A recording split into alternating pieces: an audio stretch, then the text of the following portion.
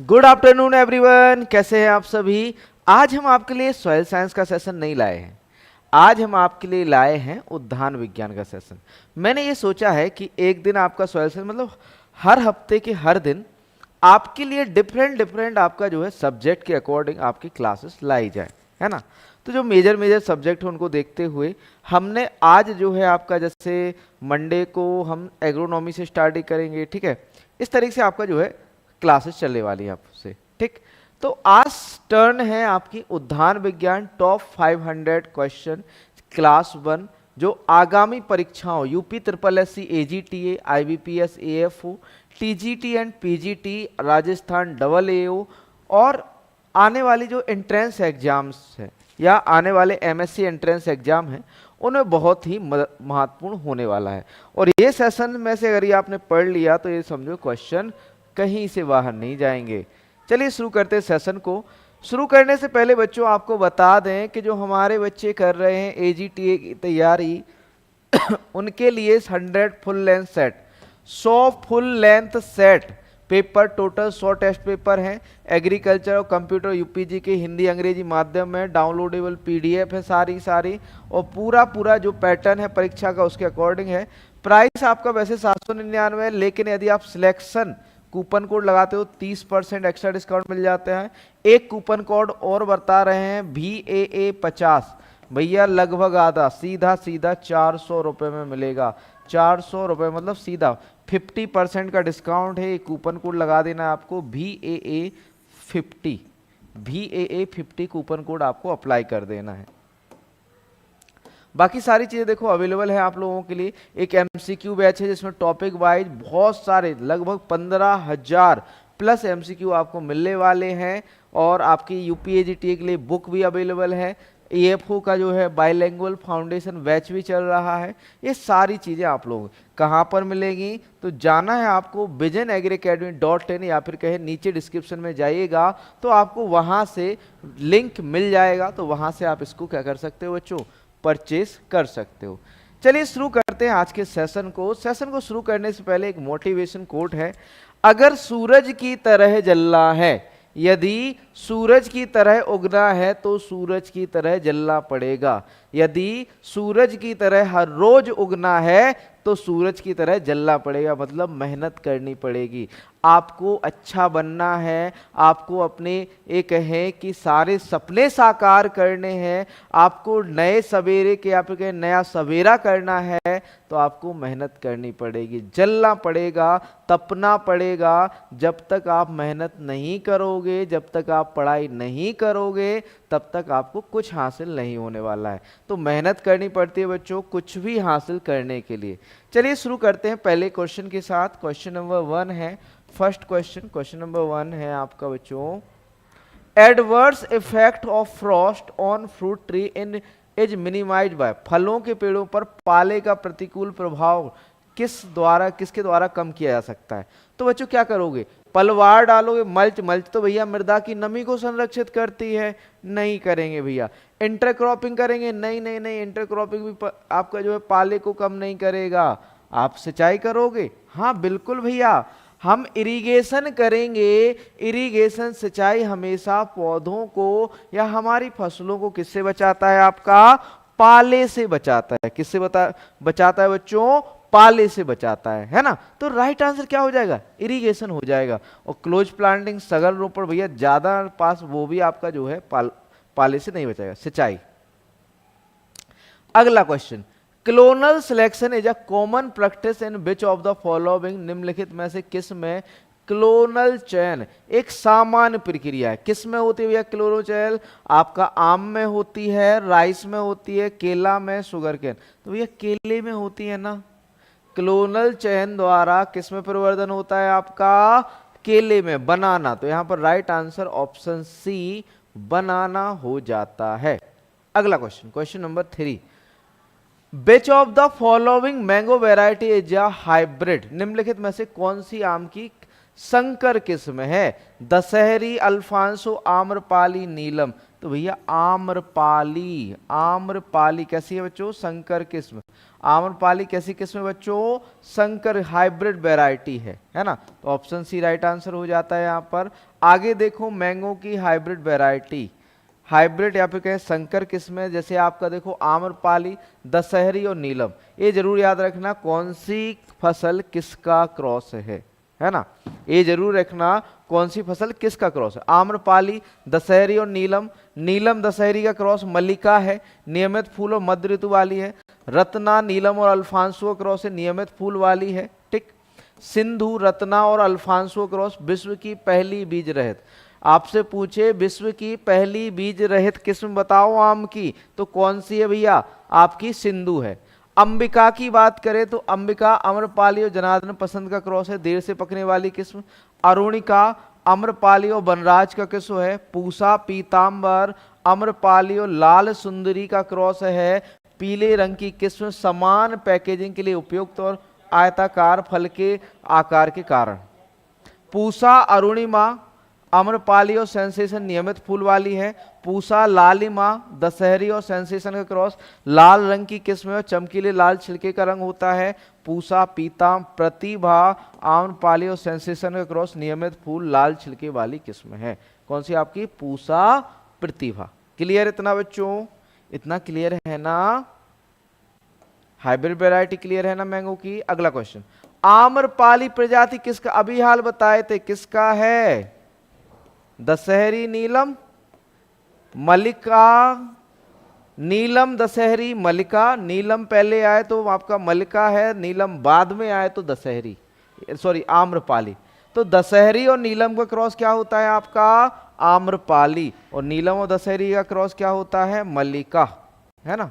अगला क्वेश्चन, बगीचे में वायु अवरोध लगाए जाते हैं, बगीचे में जो वायु अवरोध लगाओगे, वायु रोधी पट्टियां लगाओगे, वो किस दिशा में लगाओगे, जल्दी से बताओ किस दिशा में लगाओगे। ऑप्शन ए है आपका दक्षिण पश्चिम की ओर, पश्चिम उत्तर की ओर, उत्तर पूर्व की ओर या पूर्व की ओर, बताइए जल्दी से। तो भैया जो वायु रोधी पट्टियां लगाई जाती हैं वो कहाँ लगाई जाती हैं, पश्चिम उत्तर की ओर। कहाँ लगाई जाती है बच्चों, पश्चिम उत्तर की ओर लगाई जाती हैं वायु रोधी पट्टियां, हमेशा याद रखना पश्चिम उत्तर की ओर। एक क्वेश्चन और पूछा जाता है बच्चों, है तो क्वेश्चन पोल्ट्री का, लेकिन दिमाग में आ रहा था तो मैंने बता दिया। आपका जो पोल्ट्री फार्म है ये शहरों से, रोड से कितनी दूरी पर होने चाहिए, लगभग 300 मीटर पर, है ना, 300 मीटर दूरी पर रहना चाहिए। क्वेश्चन याद था तो मैंने बोल दिया, बता दिया, ये बार बार दिमाग में चल रहा था। ठीक, यहां पर ऑप्शन बी राइट आंसर। नींबू वंश के बागों में सफल सह फसल है, कांवला करौंदा पपीता अमरूद। भैया सह फसल मतलब नींबू वर्गीय, नींबू के बाग हैं उनमें आप सह फसल के रूप में किसको लगा सकते हो, तो ज्यादातर आपकी पपीता आती है। कौन आती है बच्चों, पपीता, पपाया। आप आम लगा रहे हो उसमें भी सह फसल के रूप में, इंटरक्रॉप के रूप में आप पपाया लगा सकते हो, है ना। तो ऑप्शन आपका जो है सी राइट आंसर या सही उत्तर हो जाता है। अगला क्वेश्चन देखिए, खजूर के प्रवर्धन के तरीके हैं, ऑफ शूट, उत्तक संवर्धन, सकर्स या ए और बी दोनों। तो बच्चों आपका एक है, खजूर में जो प्रवर्धन किया जाता है वो किसके द्वारा किया जाता है, ऑफ शूट्स के द्वारा किया जाता है। किसके द्वारा किया जाता है बच्चों, ऑफ शूट के द्वारा किया जाता है। लेकिन लेकिन लेकिन भैया उत्तक संवर्धन या टिश्यू कल्चर का भी प्रयोग इसमें होता है। किसका यूज होता है बच्चों, टिश्यू कल्चर का भी यूज होता है ना। तो यहां पर राइट आंसर ए और बी दोनों सही उत्तर हो जाता है। सकर्स से किसमें होता है बच्चों, बनाना में होता है, बनाना में, केला में। और भैया उत्तक संवर्धन का भी प्रयोग किसमें होता है, बनाना में होता है। ठीक, अगला क्वेश्चन देखो बच्चों, पर्वतों पर फल वृक्ष लगाने का उपयुक्त ढंग क्या है, वर्गाकार, आयताकार, षटभुजाकार, समोच्च। तो भैया पर्वतों पे लगा रहे हो तो कंटूर लगाओगे, है ना।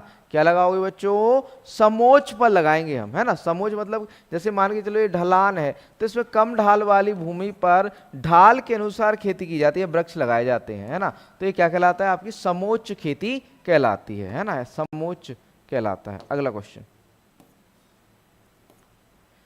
क्वेश्चन नंबर 9 है, फालसा का व्यावसायिक प्रवर्धन किस विधि द्वारा किया जाता है।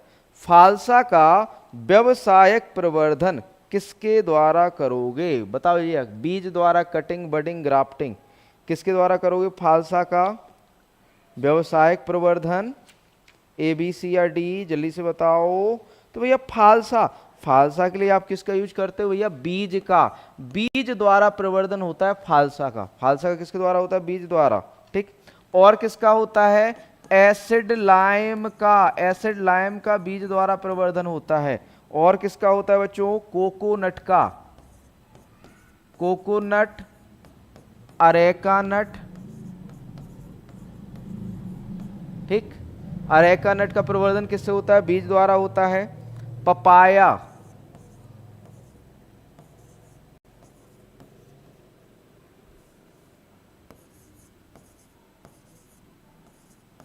पपाया और कॉफी का प्रवर्धन किससे होता है? आपका बीज द्वारा। कटिंग्स के द्वारा किसका होता है भैया? दो तरह की कटिंग होती है, एक तो हार्डवुड कटिंग और एक सॉफ्टवुड। हार्डवुड आपका जो है ग्रेप्स में, अंगूर में अपनाया जाता है ना। दो तरह से कटिंग होती है, हार्डवुड किस में अपनाई जाती है? ग्रेप्स में, है ना। और एक होती है सॉफ्टवुड, किसमें अपनाई जाती है? आपकी सॉफ्टवुड अपनाई जाती है। जल्दी से बताओ। टी या चाय में। अगला है बडिंग, टी बडिंग, बेर हो गया आपका, जो है ग्रेप फ्रूट हो गया, प्यूमेलो हो गया, ठीक। और साथ में साथ आपका जो है कस्टर्ड एप्पल हो गया, आंवला हो गया, एवोकेडो, इसमें बडिंग। ग्राफ्टिंग, ठीक, ये आपके मेथड है। तो फालसा में बीज द्वारा प्रवर्धन होता है। क्लियर। अगला question, question number 10। Ascorbic acid की अधिकतम मात्रा वाला फल, सबसे ज्यादा स्कॉर्बिक एसिड किस फल में होता है? सबसे ज्यादा स्कॉर्बिक एसिड किस फल में होता है? आंवला में, है ना। आंख बंद करके आंवला लगा देना, इंडियन गोजबेरी के नाम से जाना जाता है आंवला। अगला क्वेश्चन, ग्राफ्टिंग में पौधों का निचला जड़ शैत भाग कहलाता है, रूट स्टॉक, सियोन या सिजन, उपरोक्त दोनों। तो भैया नीचे वाला, अब जैसे आप रूट स्टॉक लगाते तो ये आपका एक नीचे वाला पार्ट होता है, ये क्या होता है? रूट स्टॉक होता है, ठीक। इस पर जो जोड़ा जाता है वो क्या होता है? सिजन होता है या सियान होता है। क्या होता है? सिजन या सियान होता है। ये आपका क्या होता है? सिजन। ये क्या होता है? आपका रूट स्टॉक, ठीक। क्या होता है? Root stock. क्लियर। आगे बढ़ते हैं अगले क्वेश्चन की ओर। उत्तर भारत में अंगूर की कटाई छटाई की जाती है अक्टूबर में, मार्च में, जनवरी में, जुलाई में। उत्तर भारत में आपका जो अंगूर है इसकी कटाई छटाई कब की जाती है? तो जनवरी में। उत्तर भारत में जनवरी में, और दक्षिण भारत में कब? अक्टूबर में। दक्षिण भारत में अक्टूबर में की जाती है, उत्तर भारत में जनवरी में जो है ग्राफ्टिंग या कटाई छटाई की जाती है आपके अंगूर में। अगला क्वेश्चन, एपिकोटाइल ग्राफ्टिंग महाराष्ट्र में किस फल की फसल के लिए प्रवर्धन की विधि है? तो बच्चों सीधी बात है, आम, पपीता, केला या अमरूद। तो आम में एपिकोटाइल आपका जो है दक्षिण भारत में प्रवर्धन की, या फिर कहें महाराष्ट्र में जो है प्रवर्धन की तकनीक है। साथ में साथ आम में अब देखो बीनियर ग्राफ्टिंग, बीनियर ग्राफ्टिंग भी अपनाया जाता है ना। आपका उत्तर भारत में सबसे ज्यादा क्या अपनाया जाता है? बीनियर ग्राफ्टिंग अपनाया जाता है, मैंगो में, आम में, है ना। याद रखना, बीनियर ग्राफ्टिंग, है ना। कौन सा अपनाया जाता है मैंगो में? Veneer grafting. और कौन सा? इनार्चिंग। कौन सा अपनाया जाता है? इनार्चिंग।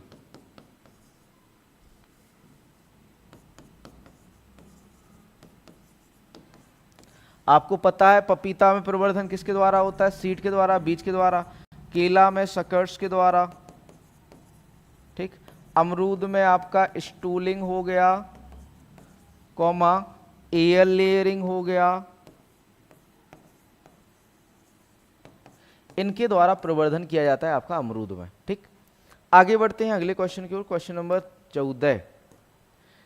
लोकोट का वानस्पतिक नाम? इरियोबोट्राया ड्रॉबिया, इरियोबोट्राया एलेप्टिका, इरियोबोट्राया जैपोनिका या लैटिफोलिया। बताओ जल्दी से आपका जो है लोकोट का। तो भैया इरियोबोट्राया जैपोनिका साइंटिफिक नेम होता है, इरियोबोट्राया जैपोनिका किसका? लोकाट का वानस्पतिक नाम। अगला क्वेश्चन देखो बच्चों, आम का खाने योग्य भाग?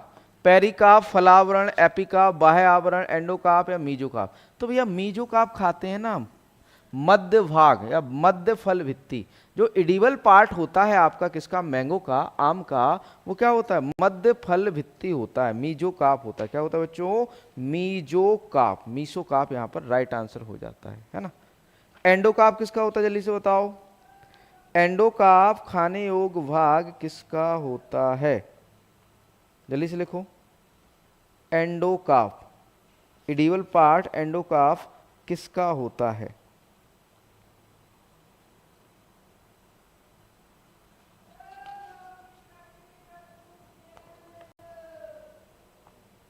नारियल का होता है एंडोस्पर्म, एंडोकार्प नहीं होता, ठीक है। यहां पर राइट आंसर ऑप्शन डी हो जाता है। अगला क्वेश्चन बच्चों 16 है। अंगूर का वैज्ञानिक नाम सबको पता है भैया, वाइटिस बेनिफेरा। वाइटिस बेनिफेरा साइंटिफिक नेम होता है अंगूर का, ऑप्शन बी राइट आंसर होता है यहाँ। अगला क्वेश्चन है बच्चों, केला निम्न के माध्यम से परिवर्तित होता है, बीज, अंतःभूस्थारी या धनकंद द्वारा, कलम बांधना या लेयरिंग या दाब लगाना या गूटी द्वारा। तो बच्चों जल्दी से बताओ केले में परिवर्तन, अभी हाल बताए थे भैया, अंतःभूस्थारी या तथा धनकंद या सकर्ष द्वारा। किसके द्वारा होता है बच्चों? सकर्ष के द्वारा प्रवर्धन होता है, किसमें? आपका केले में, ठीक। आगे बढ़ते हैं अगले क्वेश्चन की ओर। क्वेश्चन नंबर, मीठी नारंगी या मीठे संतरा का वानस्पतिक नाम, साइट्रस रेटिकुलाटा, साइट्रस ओरेंटिफोलिया, साइट्रस सेनेंसिस या साइट्रस मैक्सिमम। बताओ, जो मीठी संतरा है या फिर कहें आपका स्वीट ऑरेंज है ना, स्वीट ऑरेंज, इसका साइंटिफिक नेम क्या होता है? जल्दी से आंसर करो। Citrus sinensis. क्या होता है बच्चों? Citrus sinensis. सिट्रस रेटिकुलाटा किसका होता है? मंदारिन का होता है, मंदारिन, मंदारिन का सिट्रस रेटिकुलाटा होता है। सिट्रस ओरेंटिफोलिया किसका होता है? आपका कागजी नींबू, एसिड लाइम का। एसिड लाइम का क्या होता है? सिट्रस ओरेंटिफोलिया, ठीक। आगे चलते हैं अगले क्वेश्चन की ओर। क्वेश्चन नंबर 19 है, खजूर का वानस्पतिक प्रवर्धन किया जाता है, तो अभी हाल बताया था किसके द्वारा किया जाता है बच्चों? जल्दी से बताओ। खजूर का वानस्पतिक प्रवर्धन, तो भैया आपका खजूर का वानस्पतिक प्रवर्धन किसके द्वारा? सकर्स के द्वारा किया जाता है। किसके द्वारा? सकर्स। अगला क्वेश्चन, पोमोलॉजी शब्द है ग्रीक, लैटिन या फ्रेंच या ए और बी दोनों। तो ये जो पोमोलॉजी है, पोमोलॉजी, यह जो है लैटिन ग्रीक शब्द है, लैटिन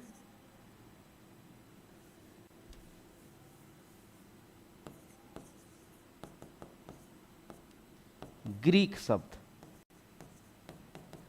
पोमम लैटिन शब्द है जिसका मतलब होता है फल, ठीक। और ग्रीक शब्द क्या है? लॉजी, मतलब अध्ययन, फलों की अध्ययन की खेती, पोमोलॉजी कहलाता है ना। तो यहाँ पर एक ऐसा है भैया, ए और बी दोनों, ग्रीक एंड लैटिन दोनों है, लैटिन ग्रीक है, ठीक। अगला क्वेश्चन, क्वेश्चन नंबर 21 है, लीची में प्रवर्धन विधि, तो भैया सभी को पता है लीची में तो एक ही है, एयर लेयरिंग। लीची में क्या अपनाते हैं हम बच्चों? एयर लेयरिंग या गुटी अपनाते हैं। क्या अपनाते हैं बच्चों? एयर लेयरिंग या गुटी अपनाते हैं, ठीक। आगे बढ़ते हैं अगले क्वेश्चन की ओर। Which of the following method of layering is known as a stooling? निम्न में से किस लेयरिंग की, किस विधि को स्टूलिंग के नाम से जाना जाता है? तो भैया ये माउंड लेयरिंग को कहते हैं हम, स्टूलिंग के नाम से जानते हैं, माउंड लेयरिंग। माउंड लेयरिंग को क्या कहते हैं बच्चों? स्टूलिंग। अब देखो लेयरिंग क्या होता है, लेयरिंग या दाब लगाना, पहले समझो लेयरिंग या दाब लगाना क्या होता है। राधे राधे अमित तिवारी जी। अब मान के चलो कोई भी, देखो लेयरिंग का मतलब होता है कि कोई भी आपका प्लांट की शाखा से जो आपका किससे, पौधे से अटैच हो या फिर कहें जमीन से अटैच हो, उसमें तने में जड़ों का विकास करना, तने में जड़ों का विकास करना क्या कहता है? लेयरिंग कहलाता है। मान के चलो ये तना है, इसमें आपने इसकी छाल को हटाया, इस पर कुछ भी आपने स्पेगनम या नमी लगाई, इसमें जड़ विकसित हो जाए तो ये लेयरिंग कहलाएगा, है ना। तो देखिए, layering is the development of roots on stem while it is still attach to the parent plant. Layering तने पर जड़ों का विकास है जबकि यह अभी भी मूल पौधे से जुड़ा हो। जब मतलब ये कहें पौधे से, आपके मूल पौधे से जुड़ा हुआ आपका तना, और उस समय उसमें जड़ों का विकास कराना क्या कहलाता है? लेयरिंग कहलाता है। The rooted stem is then detached to become a new plant growing on its own roots, thus rooted stem is known as a layer।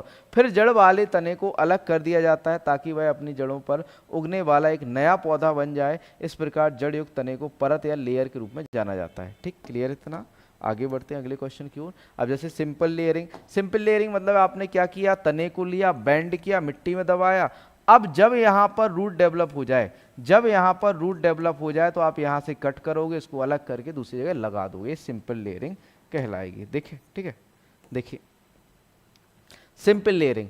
In this method, a branch is bent to the ground and some portion of it is covered by soil, leaving the terminal end of the branch exposed. Root initiation take place at the buried portion. After root initiation, after allowing sufficient time, the layer is separated from the mother plant by cutting the layered shoot guava and jasmine. ज़्यादातर layering किसमें, guava and jasmine में। इस विधि में एक शाखा को जमीन पर झुका दिया जाता है और उसके कुछ हिस्से को मिट्टी से ढक दिया जाता है, जिससे शाखा का अंतिम भाग खुला रह जाता है और जड़ का बनना दबे हुए भाग पर होता है। जड़ निकालने के बाद यानी पर्याप्त समय देने के बाद परतदार अंकुर को काटकर लेयर को मूल पौधे से अलग किया जाता है, जैसे आपका अमरूद और चमेली। आगे बढ़ते हैं अगले क्वेश्चन को। माउंड लेयरिंग, माउंट लेयरिंग क्या है, आपने क्या किया कि भैया ये शाखित पौधा था, ये शाखा एक थी, ये शाखा एक थी, आपने इस पर मिट्टी चढ़ा दी। भैया जब यहाँ पर जड़ डेवलप हो जाएंगे, आप इसको कट करोगे, अलग अलग शाखाओं को अलग अलग जगह पर क्या कर दोगे, रोपित कर दोगे। तो ये कौन सी कहलाएगी, माउंट लेयरिंग या स्टूलिंग कहलाएगी, है ना। तो देखिए, in this method a plant is cut back to the ground during the dormant season and soil is covered at the base of newly developing shoots. After allowing sufficient time for root initiation, the rooted shoot are separated and taken as a individual layer. इस विधि में सुप्त मौसम के दौरान एक पौधे को वापस जमीन पर काट दिया जाता है और नए विकसित हो रहे अंकुरों के आधार पर मिट्टी ढक दी जाती है। जड़ निर्माण के लिए पर्याप्त समय देने के बाद जड़ वाले अंकुरों को अलग कर दिया जाता है और अलग अलग परतों के रूप में या लेयर के रूप में लिया जाता है ना। ये माउंट लेयरिंग। अगला है आपका कंपाउंड या सर्पेंटाइन लेयरिंग। अब क्या किया, एक लंबी शाखा ली, मान के चलो एक वायर ले ली हमने, ये माउस रखा था, इसकी वायर ले ली, है ना। ये वायर थी, इसको हमने इस तरीके से हर जगह मोड़ते गए, उसको मिट्टी में दबाते गए, है ना। तो इस तरीके से आपने क्या किया, ये मिट्टी में फिर उठाया, फिर दबाया, फिर उठाया, फिर दबाया, फिर उठाया, फिर दबाया। अब जब यहाँ जड़ डेवलप हो जाएंगे तो इसको हम क्या कर देंगे, कट कर लेंगे और अलग से लगा लेंगे। जैसे सर्पेंटाइन या सर्पिलाकार लेयरिंग कहा जाता है, या फिर कहें आपका कंपाउंड लेयरिंग के रूप में से जाना जाता है। ठीक, तो देखिए बच्चों, compound layering is the same as simple layering except that the branch is alternatively covered and exposed along the length. The branch for compound layering must be long one so that it can be layered at different places and branches. This method can be followed easily for creepers या मतलब एक है चलने वालों या खिसकने वालों जैसे गुआवा। कंपाउंड लेयरिंग साधारण लेयरिंग के समान ही है, सिवाय इसके कि शाखा वैकल्पिक रूप से लंबाई के साथ ढकी और उजागर होती है। कंपाउंड लेयरिंग के लिए शाखा लंबी होनी चाहिए ताकि विभिन्न स्थानों और शाखाओं पर इसकी लेयरिंग की जा सके। लताओं के लिए यह जो है विधि आसान है अपनाई जाए, जैसे आपका अमरूद। अगला है आपका एयर लेयरिंग गूटी। अब जैसे हवा में लटकी हुई शाखा, यहाँ पर आपने जो छाल को हटाया और यहाँ पर इसको बांध दिया, तो ये गूटी या एयर लेयरिंग कहलाती है हवा में, है ना। तो ये एयर लेयरिंग। देखिए air layering, in air layering roots appear on aerial shoot, the rooting medium will be tied to the shoot for getting root initiation. The best rooting medium for air layering is sphagnum moss, as it hold large amount of water so as to supply moisture to the layered shoot till proper root initiation take place. Pomegranate हो गया, लीची, guava. Air layering में जड़ें हवाई टहनियों पर दिखाई देती हैं। जड़ आराम करने के लिए रूटिंग माध्यम को टहनियों से बांधा जाता है। एयर लेयरिंग के लिए सबसे अच्छा रूटिंग माध्यम स्फैग्नम मॉस है, क्योंकि इसमें बड़ी मात्रा में पानी होता है ताकि उचित जड़ बनने पर तक लेयर्ड सूट को नमी की आपूर्ति की जा सके, जैसे आपका अनार, लीची और अमरूद। आगे बात करें अगले क्वेश्चन की। Which of the following is the commercial method of propagation in rubber? T budding, pocket budding, hardwood stem cutting या सॉफ्टवुड कटिंग। भैया रबर में कौन सा जो है प्रोपागेशन मेथड यूज किया जाता है, जल्दी से बताओ। रबर में प्रोपागेशन मेथड यूज कौन सा किया जाता है? तो बच्चों कौन सा है? फॉरकेट वर्डिंग। कौन सा बच्चों? फॉरकेट वर्डिंग यूज किया जाता है। किसमें? आपका रबर में। अब देखो बच्चों, हम देखते हैं फॉरकेट वर्डिंग क्या होता है। फॉरकेट वर्डिंग यहाँ पर राइट आंसर है, फॉरकेट वर्डिंग। तो इसमें आपका क्या करते हैं, सीधा सीधा एक है कि ऊपर की ओर इस तरह से जैसे पर्दा खोलते हैं ना, पर्दा आपने ऊपर की ओर उठाया और बड लगाया, उसे दबा दिया, है ना।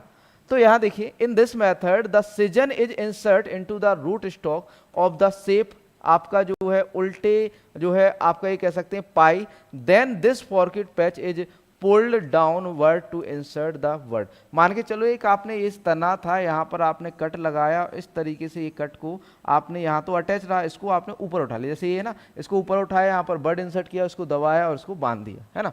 तो इस विधि में इस कोण को आकृति आपके जो है ये कह सकते हैं कि आपके जो पाई के रूट स्टॉक में डाला जाता है, फिर कली को डालने के लिए इस फॉरकिड पैच को नीचे की ओर क्या किया, खींचा जाता है। ठीक, अगला क्वेश्चन, टी वर्डिंग की बात करें तो टी आकार का आपका क्या करते हैं, शेप का कट लगाते हैं। इस तरह से आपने क्या किया, कट लगाया, ठीक, टी वर्डिंग में, ठीक, तो टी आकार का इसमें कट लगाते हैं। ठीक है, इस तरह से आपने कट लगाया, इस तरीके से आपने उजागर किया, जैसे ही आपका जो है बर्ड डाला और उसको कवर करते हैं।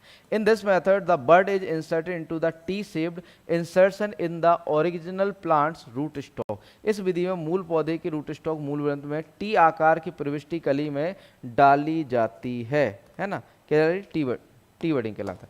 आगे देखो कुछ मेथड है, जैसे एप्पल में आपका विप एंड टोंग ग्राफ्टिंग या स्टूलिंग अपनाया जाता है, पीच एंड प्लम में टी वर्डिंग अपनाया जाता है, पियर एप्रीकोट में टोंग और विप ग्राफ्टिंग, एवोकाडो में लेयरिंग और टी वर्डिंग, कस्टर्ड एप्पल में T budding inarching offshoot, grape में आपका हार्डवुड स्टेम कटिंग, गुआवा में stooling inarching and air layering, litchi में एयर लेयरिंग, पोमग्रेनेट में hardwood stem cutting and air layering, Jack fruit and लोकोट and सपूता में इनार्चिंग अपनाया जाता है, टी केस्यू नट में आपका सॉफ्टवुड कटिंग, डेट पाम में ऑफ सूट्स और आपका पर्सीमोन में क्राउन ग्राफ्टिंग और स्वीट ऑरेंज में टी वर्डिंग या पैच वर्डिंग अपनाया जाता है। ठीक, आगे बढ़ते हैं अगले क्वेश्चन की ओर। कैप्रीफिकेशन, कैप्रीफिकेशन आपका किस में होता है बताओ जल्दी से। कैप्रीफिकेशन किस में होता है आपका, फिग में, अंजीर में होता है। कैप्रीफिकेशन में आपका क्या जाता है, आर्टिफिशियल रूप से क्या किया जाता है, या फिर कहें कैप्रीफिकेशन आपका आर्टिफिशियल पॉलिनेशन या आपका कृत्रिम रूप से पॉलिनेशन की विधि है, जिसमें आपका अंजीर या फिर कहें आपका जो है ये कह सकते हैं कि जो आपकी फिग बास्प है या अंजीर ततैया द्वारा पराग स्थानांतरण की सुविधा के लिए पेड़ों में कैप्री फिग की नर फूलों वाली शाखाओं को लटकाकर केवल पिस्टिलेट फूल धारण करते हैं। ठीक, तो यहाँ पर जो है फिग से संबंधित कैप्रीफिकेशन, कैप्रीफिकेशन को जानेंगे। In caprification is the artificial pollination of figs that usually bear only pistillate flower by hanging male flowering branches of the capri fig in the tree to facilitate pollen transfer via a fig bus। कैप्रीफिकेशन अंजीर का कृत्रिम परागण है, जिसमें आमतौर पर अंजीर ततैया द्वारा पराग स्थानांतरण की सुविधा के लिए पेड़ों में कैप्री फिग की नर फूलों वाली शाखाओं को लटकाकर केवल पिस्टिलेट फूल धारण करता है। ठीक, आगे बढ़ते हैं अगला question. Hahn and chicken disorder is observed. Hahn and chicken किस में होता है, अंगूर में होता है। किस में होता है बच्चों, ग्रेप्स में होता है। हैन एंड चिकन डिसऑर्डर किससे संबंधित है, आपका ग्रेप्स से संबंधित है।